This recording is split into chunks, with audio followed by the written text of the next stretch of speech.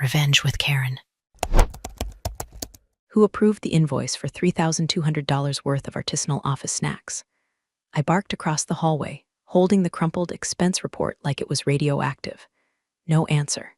Just the faint sound of Tyler's voice giggling with an intern near the espresso machine, something about how kombucha boosts testosterone.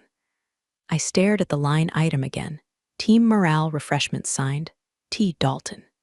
God help me. Even added a smiley face emoji in the justification box. I've been with this company 12 years.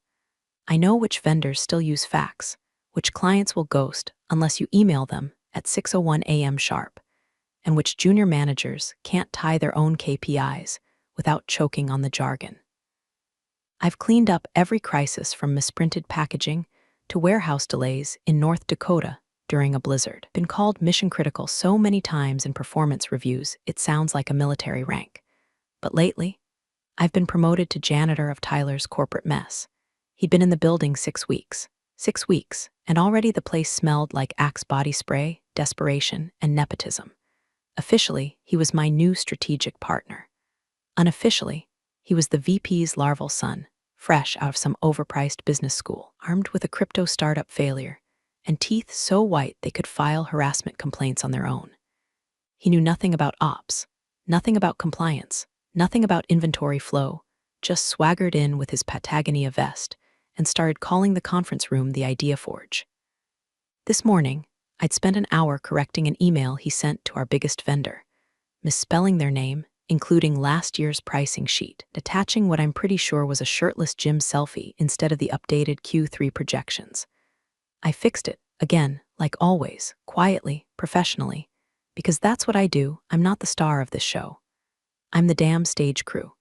But as I watched him laugh, one foot propped on a chair like he was posing for a startup magazine, I felt something shift. Not anger, not even exhaustion, just that subtle click in your head when you realize a storm's coming and no one else is watching the clouds roll in. And hey, if you've made it this far, don't be like HR and pretend you didn't see what's happening. Tap that subscribe button and toss a like our way. 95% of you listen without subscribing, and trust me, it makes a world of difference to the crew behind the scenes.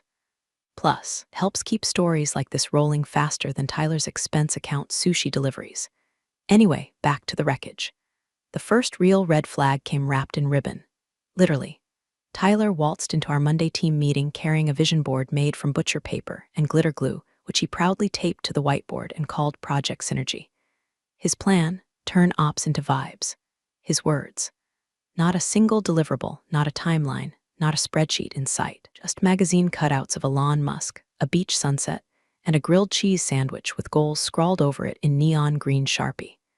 The VP, his proud papa, clapped like his toddler just used a potty for the first time. I stared at the intern, Emily, sharp as a tack, new to the team, whose face flickered between horror and the desperate poker face of someone trying to save her own job. I didn't say anything. Not yet. That week, 3 shipments were delayed because Tyler decided to streamline communication by removing 2 key vendors from our alert system. One of them called me personally to ask if we'd gone bankrupt. I assured them we were just transitioning workflows, which is corporate for a privileged idiot, unplugged the fax machine to charge his vape. Then came the staff memo. Effective immediately, all operations questions should be routed to Tyler for strategic alignment, was CC'd to the entire company. My name wasn't mentioned.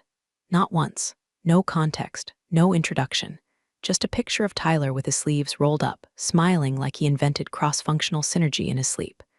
I printed it, stared at it for a long minute, and slid it into a new folder on my desktop. Title, Tyler Evidence, because this wasn't my first rodeo. And I knew exactly how this story ends. When the wrong people talk too loud and the right people keep receipts. Tyler may have called himself a visionary, but I've lived through 5 restructures, 3 audits, and a spontaneous fire drill during a board pitch. I knew how to wait. I knew how to document. I knew how to strike when the iron was melting. He thought I was just ops, just housekeeping, just some aging cog in his fast-moving machine. I was about to let him believe that for just a little longer. Tuesday's staff huddle started like every other, half-attentive faces, mugs that said world's okayest employee, and me, silently bracing for whatever brand of startup rot Tyler was about to serve. He'd made it his mission to open every meeting with a thought experiment. This one, what if we ran ops like Burning Man? No rules, just vibes. He said it unironically, smiling like he'd just delivered the Sermon on the Mount. I opened my mouth to counter, something about compliance regulations, federal guidelines, basic laws of physics, but he cut me off. Loud. Sandra, we all know you love your process spreadsheets, but let's not kill the mood, okay? The room laughed. Not because it was funny, because he was the VP's son, and laughing was cheaper than job hunting. Next meeting, he playfully corrected me on a metric I'd built, that I probably copy-pasted the wrong thing, then turned to the room and said, it's okay. At a certain age, Excel starts looking like Egyptian hieroglyphs. The intern, Emily, winced. So did the junior analyst beside her. But no one spoke. When I tried to clarify, he smirked and said, we love you, Sandra. You're like our office mom. Always here, always folding things, like my dignity. I wish I could say I didn't let it get to me. Even an iron kettle will scream when you boil it long enough. Thursday morning came the final straw. Company-wide Zoom. 50-plus attendees, including regional leads, client reps, and our sleepy-eyed IT director, who always joined from a beanbag chair. I was presenting Q2 inventory forecasts, slide 14 of a clean, color-coded deck I'd triple-checked. Right as I started speaking, Tyler mumbled, just loud enough for everyone to hear. Here comes NPR voice, soothing us all into a nap. The VP, who joined late with a mimosa in hand, camera off of course, laughed, full-out chuckle. Chat blew up with fake emojis and ha-has. Someone muted themselves mid-snort. I kept talking, but my voice felt like it was dragging a corpse. When I finished, Tyler clapped slowly. Thanks, Sandra. Always great when data sounds like bedtime stories. After the meeting, didn't slam my laptop shut. I didn't cry.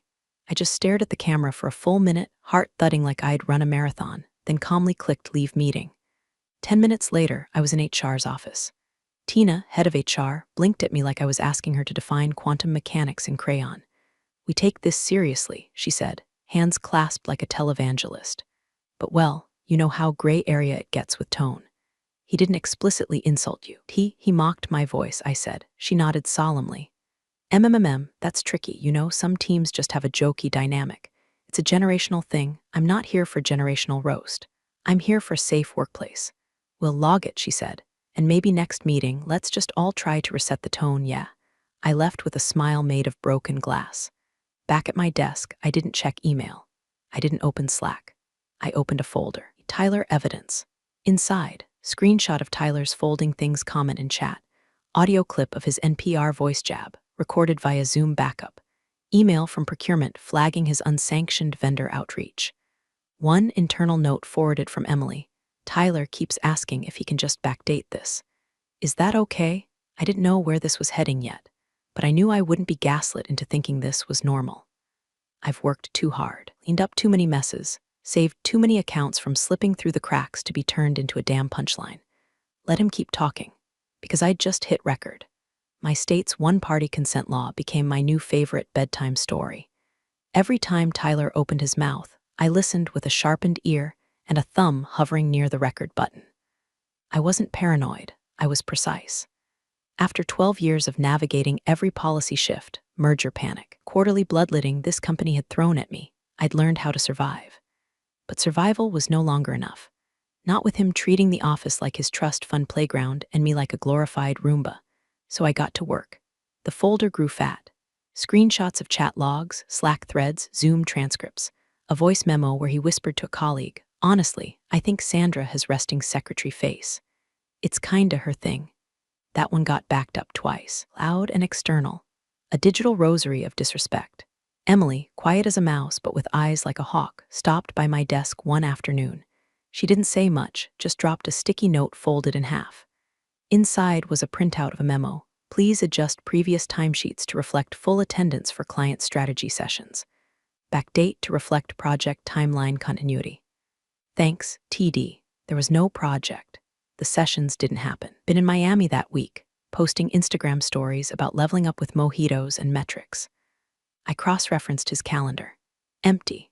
The request was fraud, plain and simple, and he'd signed it with the same swagger he applied to everything else. I tucked it into the folder. Later that week, he called an all-hands, said it was to realign deliverables with synergy expectations, which roughly translates to I want to feel important, and everyone has to watch. I joined with my mic muted, camera off, smile glued in place like duct tape on drywall. He shared a PowerPoint he'd clearly copied from a LinkedIn influencer. It was all triangles and gradients, and the word vision misspelled once as visoin. I let him flounder until the end, then, politely, offered one correction on a timeline that was factually impossible. A shipment he listed had been delayed 3 weeks. I had the emails to prove it. He smiled at me on camera like I was an ant he'd just remembered not to step on. Thank you, Sandra. Always helpful when housekeeping speaks up. Silence. The intern looked away. One guy coughed, and me, I felt something crack, not my confidence, not my pride, something older, like an old, rusted pipe finally snapping in half after years of slow pressure. Funny, I said calmly. I thought housekeeping cleaned up messes. Guess that is my job. That's when the glass door slammed open. The VP, sweaty, red-faced, and with his shirt only half tucked, stormed into the bullpen like a man chasing his last shred of authority. Everyone turned. He looked directly at me. You're nobody to talk to my son like that. And then, with the kind of righteous fury only a nepotist can muster, you're fired. Just like that, in front of everyone. No meeting, no paperwork, no HR. Tyler looked stunned. Not because he didn't expect it, because I didn't cry. I just stood there, blinking, not moving, not apologizing. My badge still clipped to my sweater, my notes from the meeting still open on the table. Security came. No words exchanged. Just an awkward silence as I packed up the essentials, framed photo of my dog, my backup charger, the stress ball shaped like a kidney someone gave me at last year's health fair. I walked out past the glass doors, past the receptionist who couldn't look me in the eye, past the little sign in the lobby that said integrity. Innovation. Inclusion. 3 eyes. None of them meant a damn thing. Out on the sidewalk, I paused. I could feel my chest rising too fast. My hands trembling, not from fear, but from the flood of everything I didn't say. I didn't scream. I didn't break. I didn't beg. I walked. And when I got to my car, I opened the glove box, pulled out the USB backup I'd made last week, and dropped it into my purse. I wasn't done. I was just offstage, watching Act 2 line up like dominoes soaked in gasoline. By Friday morning, I was a ghost in the building, vanished from the Slack channels, wiped from the project dashboards, my calendar swallowed whole like I'd never existed. No official email, no announcement, just absence and silence. Except for the whispers, my phone buzzed nonstop that first day. Silent texts from coworkers who couldn't believe it, who were so sorry, who swore this isn't right, but followed it up with, "Please don't say I messaged you." One even deleted the thread mid-conversation. It was the digital equivalent of leaving flowers at a gravesite and running before anyone saw. Emily sent one message. Just one. I saved a copy of the retroactive memo. For whatever this turns into. He didn't need to say more. She knew. They all knew. But fear is louder than truth in a place like that. My laptop was corporate-issued, but I still had my USB, and a printed folder, and a timeline so clean a forensic auditor could frame it. That Monday, I found myself in a strip mall law office sandwiched between a vape shop and a dentist offering Botox. I met Allison, employment attorney, mid-40s, tough bob haircut, glasses that screamed I bill by the quarter hour. She didn't offer me sympathy. She offered coffee and a yellow legal pad.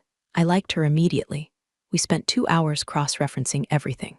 Emails, Slack, expense reports, Zoom audio timestamps, the memo about Tyler's fraudulent time edits, the passive-aggressive HR reply that called my concerns opportunities for tone recalibration, the company handbook, which I'd printed last year after they sneakily tried to remove the bereavement clause during budget cuts.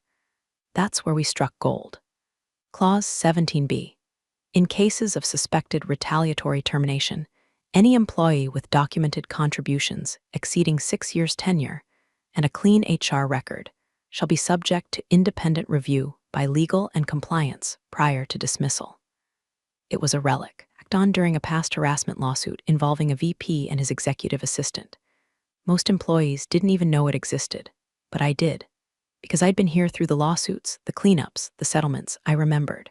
I kept receipts, and this clause could cut through the whole charade like a buzzsaw. Allison looked up from the document and tapped her pen twice. They walked you out without a compliance review? I nodded. She sat back, face neutral, but her eyes were electric. Then they just exposed themselves. No legal review, no due process, no protection under internal policy. That's breach of contract. And you have a pattern of discrimination, documented negligence, and internal fraud to back it. My breath caught. It wasn't relief. It was clarity. Cold, surgical clarity. This isn't just wrongful termination, she said. This is systemic failure. We can build a case. I don't mean some settlement with hush money. I mean real consequences. Internal audits, policy reviews, names on reports. I didn't smile, I didn't cheer, but something in my spine straightened. We drafted a grievance letter to legal and ethics compliance, attached the documents, organized every digital artifact into categories: workplace hostility, procedural breach, retaliation evidence, client risk. And the thickest folder of all, Tyler Dalton. Whole package looked less like a legal complaint and more like a corporate autopsy. I asked Allison, what happens if they try to bury it? She didn't blink. Then we go public, and I guarantee your name carries more weight than his. That night, I couldn't sleep, not from nerves, from anticipation. I wasn't fighting for a job. I didn't want a desk back. I didn't want their holiday parties or birthday sheet cakes or fake laugh compliments in the hallway. Wanted something else. Accountability. I wanted Tyler's smirk to fade when legal pulled his name off the vendor list. I wanted the VP's chair to sit empty during the next board update. I wanted HR to sweat when they realized every gray area they buried was now being dug up with timestamps and signatures. I wasn't after blood. I was after documentation. Because in the end, the truth doesn't need to scream, just needs to be printed in 12-point font with a header titled Exhibit A. The formal grievance packet was submitted on a Wednesday morning. By lunch, it had already made its way to 4 inboxes in legal, 2 in ethics and compliance, and most deliciously, one directly to the company's external risk auditor, who had a standing contract to investigate code of conduct violations. Allison titled the email case 0041 Martinez. Sandra, urgent review. Nothing dramatic. No exclamation marks. Just cold, blunt fact, we have a problem, and her name is not going away quietly. The attached file had 37 exhibits, each bookmarked and timestamped. The crown jewels, a Zoom audio clip where Tyler mocked a client with a visible speech impairment, doing a cruel imitation after the call while someone laughed faintly in the background. Did you hear the way he said deliverables? Sounded like his tongue was drunk. That one wasn't just gross. It was dangerous, ADA territory. Client relations, nightmare waiting to implode. 3 expense reports totaling over $12,000 in the last quarter, each one tied to luxury meals. Rideshare receipts tagged client pitch that coincided with Instagram stories of him at rooftop bars, and a single $730 brand strategy dinner at a steakhouse. For one, receipt showed a bottle of wine older than Tyler's resume. An email chain between the VP and the head of HR, with the VP writing, "Let's remove that warning from his record. It was a misunderstanding. We can't have this stunt his trajectory, like Tyler was a SpaceX rocket and not a spoiled liability dressed in business casual." Legal didn't respond at first. For 2 days, the silence was thick enough to chew. Then Friday morning, 8:12 a.m., the first sign of movement. A calendar block titled Compliance Sync Urgent. Invitees included the VP, the HR head, and someone from external audit. No one knew what it was about, at least not officially. But word leaks fast in buildings full of passive-aggressive emails and shared Google Docs. Emily texted me, "VP hasn't come out of his office since 9. By 11:04, another internal meeting appeared. Title, Review, Dalton Conduct. This one included legal, just legal. Tyler's calendar went mysteriously blank. His lunch order, usually delivered at precisely 12:15 from the trendy fusion place down the block, never arrived. Someone on the dev team said they saw him in the parking garage, pacing near his Audi with his tie half undone. By 2:00 p.m., a company-wide update hit inboxes, effective immediately. Tyler Dalton is on administrative leave pending investigation. This action is not a presumption of guilt, but rather a standard protocol to ensure impartial review. Standard protocol, my ass. If this were standard, I'd still have my badge. I sat on the couch in Allison's office as she read the memo aloud, lips twitching with a suppressed smile. "They're rattled," she said. "That's good. That means they know what's in the file." The next morning, I received a message, not through my work email. Of course, that was long dead. but from an unlisted number I recognized as belonging to an old friend in finance. Just 3 words, they called him. The VP, dragged into a disciplinary review by legal. On a Saturday. I pictured him in the big glass conference room, sweating through his collar while a panel of attorneys slid Exhibit B across the table. I wondered if he defended Tyler, or threw him under the bus. Either way, I wasn't there, and that, oddly, satisfying. I didn't need to shout or demand my seat back. I didn't need to storm the castle. I just needed the system they weaponized against me to finally turn inward. I closed my laptop and stared out the window. The city moved on without me, people on scooters, moms with strollers, someone in a bright orange vest sweeping up leaves no one would thank them for. That used to be me, doing the unseen work, holding the place together while boys like Tyler broke things for fun and called it innovation. Not anymore.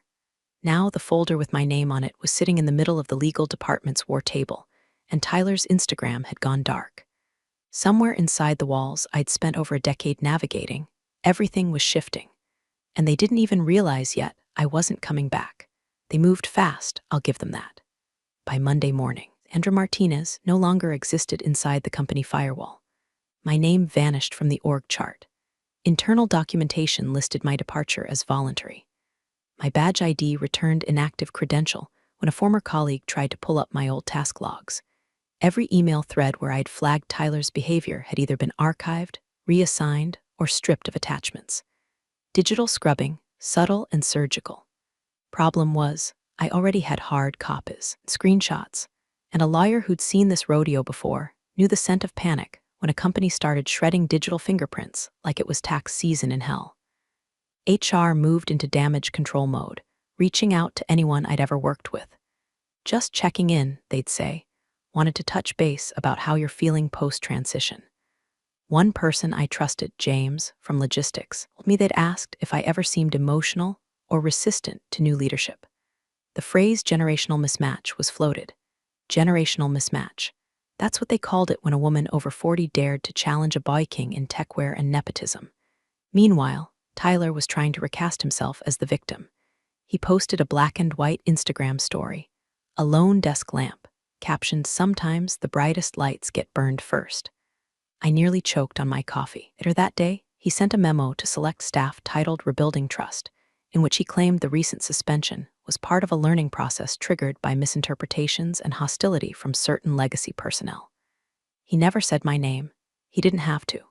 She hated me because I'm younger, he reportedly told a colleague in the cafe line. She never gave me a chance. Never gave him a chance.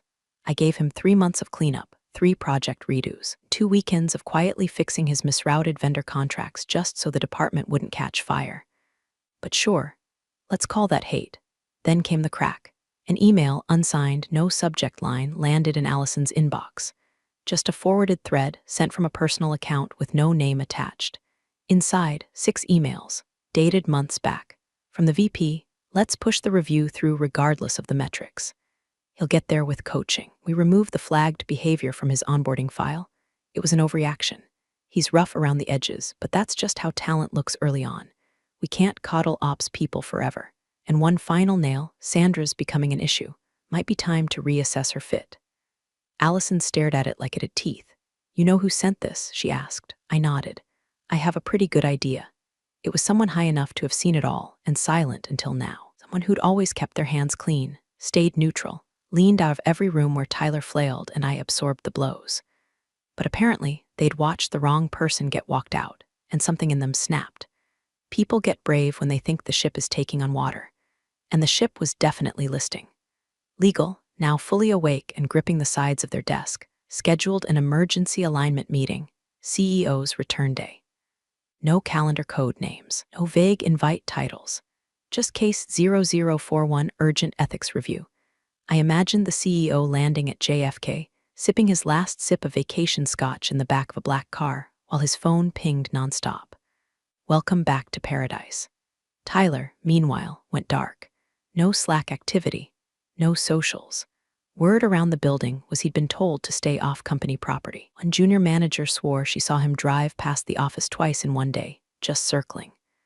I felt the sting still, sure. Every time I remembered how easily they discarded me. Every time someone texted me, "Are you okay?" but still went to work the next morning and smiled at the VP's secretary like nothing happened. The betrayal doesn't go away just because your case file goes active. But now, I held the weapon. The next meeting would happen without me in the room, because the truth didn't need me to deliver it anymore. It was walking in on its own, badged, bound, with a cover page that bore my name. The CEO returned at 8:07 a.m. on a gray Wednesday, dragging a rolling carry-on, sunburnt and jet-lagged, still smelling like salt water and expensive sunscreen. He was the kind of man who rarely looked tired. That morning, he looked ancient. His assistant, Linda, sharp as a scalpel and unshakable since 2006, met him in the executive lobby, holding a folder thick enough to require both hands. "Legal's waiting outside," she said. "You'll want to read this first." He raised an eyebrow. "Can it wait until after?" "It can't," she said. He took the folder. The label read, Case 0041, Martinez, Sandra Unlawful Termination and Ethics Violations. He opened it right there, standing under a print of the company's mission statement in oversized Helvetica. Page 1. A summary timeline of events, complete with hyperlinks, recordings, and internal communications. Page 2.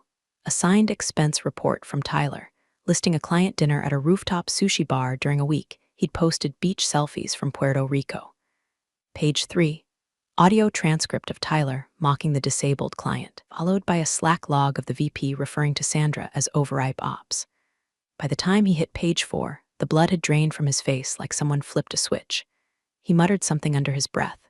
Linda didn't flinch. He closed the folder. "Cancel my morning, all of it, everything except legal." At 8:24 a.m., the CEO walked into conference room B, where 3 members of legal, 2 from ethics, and the external auditor were already seated. Placed the file on the table. How bad? Legal's lead, a woman named Nisha who usually measured her words like teaspoons of arsenic, didn't bother sugarcoating it. "We're looking at a full procedural breach, possible Title Roman 7 exposure, and a historic failure in HR process oversight. She has everything: recordings, written directives, third-party corroboration. It's not just wrongful termination, it's systemic risk."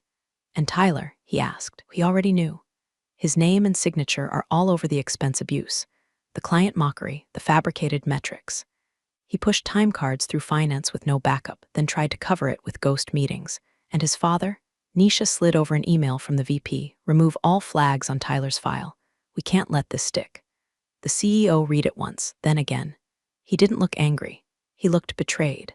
He turned to Linda, who'd stepped in silently. "Tell HR to pause all severance discussions, pending review, and freeze any documentation updates to Sandra's personnel file." "Yes, sir, and notify the board. They'll want to see this before it leaks." Nisha closed her laptop. "If this hadn't come to us now, we'd be discussing settlement with a lawsuit already filed and Sandra's name trending on LinkedIn. She didn't threaten us. She gave us a chance to fix it." He sat there for a moment, staring at nothing. Then he said, softly, "She always did more than her job. We just never noticed." At 9:12 a.m., HR's head was pulled into a separate meeting. By 9:30, the VP's calendar was locked and his badge access restricted. Word spread as it always does. Whispered in the break room, texted under desks. The name Sandra Martinez re-entered the building, not as gossip, but as gravity. The woman they'd dismissed. The one who never raised her voice. The one who, it turns out, been watching the whole time.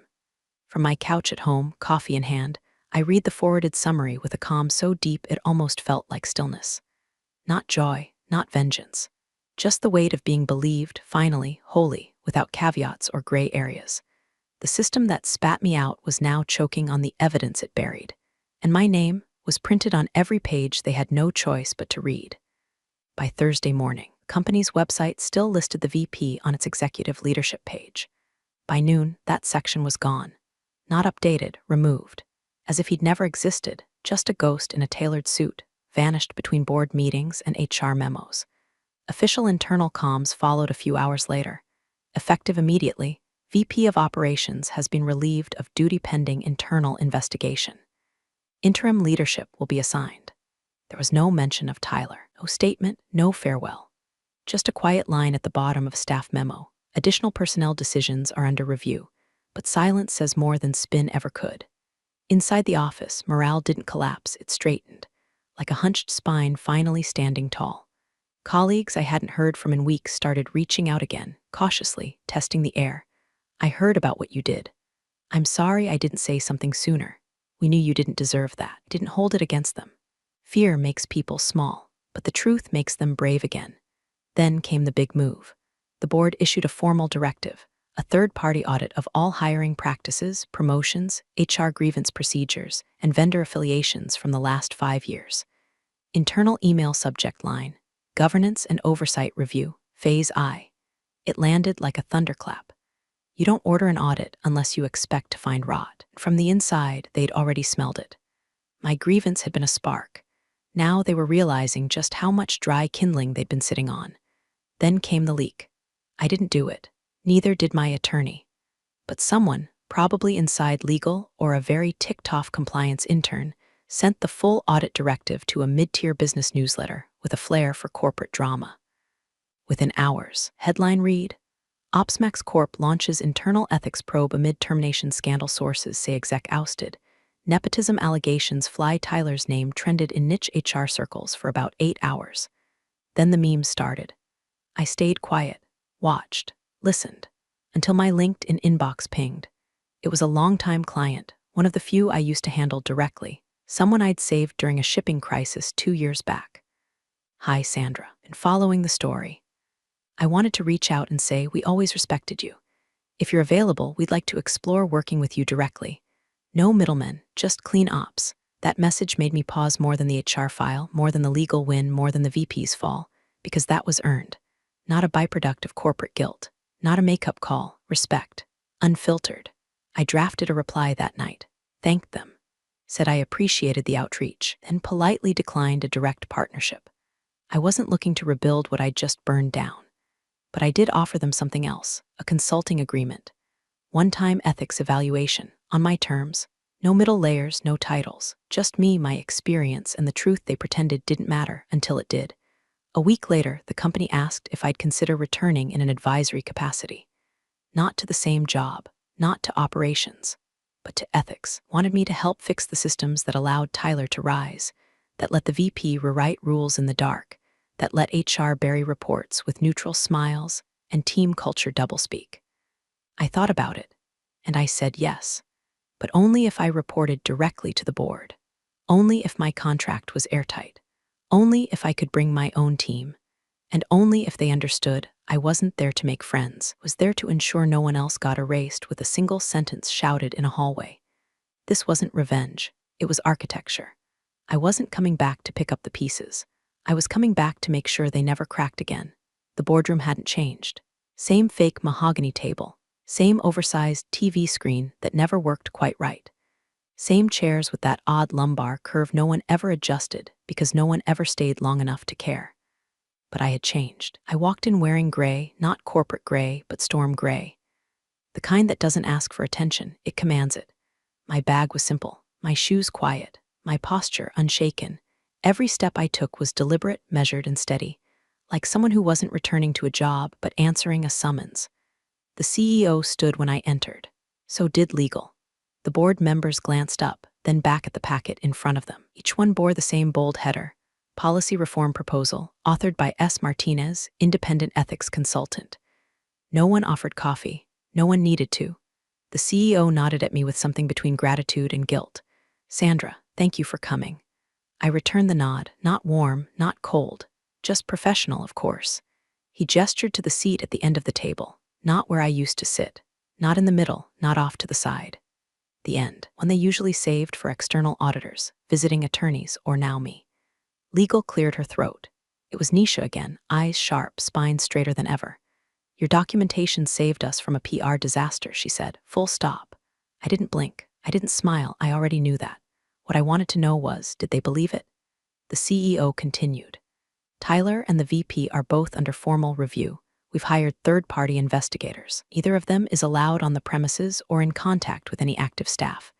We expect findings within 60 days. Until then, they're on unpaid administrative leave. Unpaid, not reassigned, not relocated, unpaid. Progress. One of the board members, a man with a Rolex the size of a small moon, asked, would you be willing to oversee the reform rollout personally? I'd expected that question. I answered it like I'd rehearsed it in my sleep. I'll lead the audit and the policy redesign, but I won't manage day-to-day operations. I'm here to advise, not babysit, they nodded.